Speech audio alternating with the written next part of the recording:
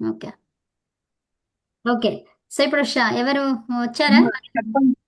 చెప్పాలమ్మా. షప్పుకి ఎందుకు రాదు అని అంటే ఆగా చెప్పనలేదు, నేను షా అన్నాను. కిత్తు గాని గిత్తు గాని అన్నారు కాబట్టి అది కిత్తు గిత్తు రెండు కాదు కదా. ఏది? షా అనేది షా ప్రత్యయం కిత్తు కాదు, గిత్తు కాదా? ఆ, మీరే చెప్పండి పుష్ప గారు.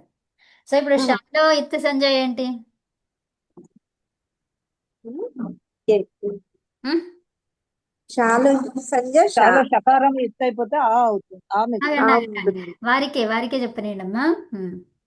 పుష్ప గారు చెప్పండి. సో ఈ షాకి ఇత్తు అయింది, సో కాబట్టి దాన్ని ఏమన్నాము?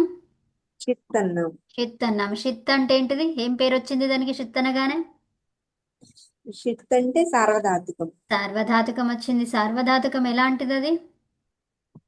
ఆ, ఆ, పిత్త అపిత్త? సార్వధాతుకం అపిత్ అపిత్. సార్వధాతుకం ఎప్పుడైతే అపిత్ అయిందో అదేమైంది? గిత్వత్. గిత్తువత్ ఇప్పుడు ఏమొచ్చింది మీకు? గిత్ అయ్యింది. గిత్ అయితే ఏమైంది? గిత్తులు, అప్పుడు షా కిత్తు గిత్తుల్లో పరమైతే అన్నారు కాబట్టి సంప్రసారణం గిత్తువత్ కాబట్టి సంప్రసారణం జరుగుతుంది. జరుగుతుంది. అర్థమైందా ఇప్పుడు? అర్థమైంది.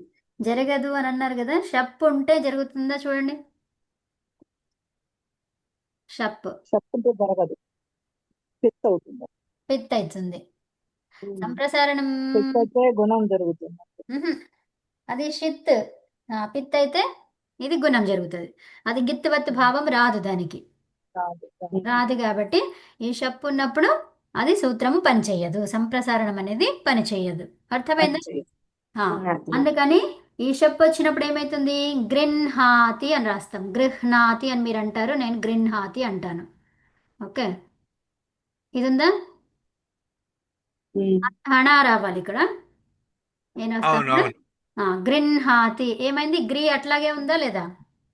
అవును. అలాగే సంప్రసారణం జరగలేదు. జరిగిందా జరగలేదా? గ్రహ గ్రహ అనే ధాతువుకి అది జరిగిందమ్మా సంప్రసారణం. జరిగింది. ఎట్లా జరిగింది మరి ఇక్కడ? రేఫకి గ్రహ అంటారు కదా, హ్మ్. రకారానికి ఋత్వం హ్మ్. రికారం వచ్చింది కదా, సంప్రసారణం జరిగింది. ఎట్లా జరిగింది చెప్పండి. ఆ, హ్మ్. గ్రహిజ్య ఆ సూత్రం చేత అందులో ఈ గ్రహ అనేది ఉన్నది కాబట్టి హ్మ్. ఒక నిమిషం ఆగండి. ఈ గృహ్ణాతి అనేది ఎందులో నుంచి వచ్చింది? అది ఏముంది ఇక్కడ? మనకి నా ఉంది. నా ఉంది అంటే ఏంటి? ప్రత్యయం ఏంటి? స్నా. స్నా అంటే ఏంటి? గిత్. స్నా అంటే ఏంటి? గిత్. గిత్. గిత్ కాబట్టి సంప్రసారణం జరిగింది. అది షప్ అయితే జరుగుతుందా? జరగదు. జరగదు. అంటే భాదిగణం అయితే జరగదు, క్రియాదిగణం అయితేనే జరుగుతుంది. క్రియాధికరణం కాబట్టి జరిగింది. జరిగింది. సరే. అర్థమైందా? సో ఇక్కడ షప్ ఉంటే ఏముంటుంది? ఇప్పుడు గ్రహ ధాతువు నేను ఇచ్చాను అనుకోండి. ఇప్పుడు గ్రహ ధాతువు ఇచ్చాను, ఇక్కడ షప్ అన్నాను అంటే భాదిగణం అని చెప్పాను. షప్ అంటే తి అన్నాను. సో ఇప్పుడు ఏం చెప్పండి, అది ఎట్లా వస్తుంది? కాదు. గ్రహతి గ్రహతి అంతే. గృహతి రాదు. అర్థమైందా? రాదు. గ్రహ ఆ, అది ఆ గ్రహ ధాతువు ఎక్కడుంది, ఏ గణములో ఉంది చూసుకోవాలి. అర్థమైందా? అంటే గణం అవసరం లేదు. ఇక్కడ షప్ ఉందా, స్నా ఉందా, షా ఉందా తెలిసిందంటే గణం ఏంటో ఆటోమేటిక్గా తెలిసిపోతుంది కదా. అవును. అట.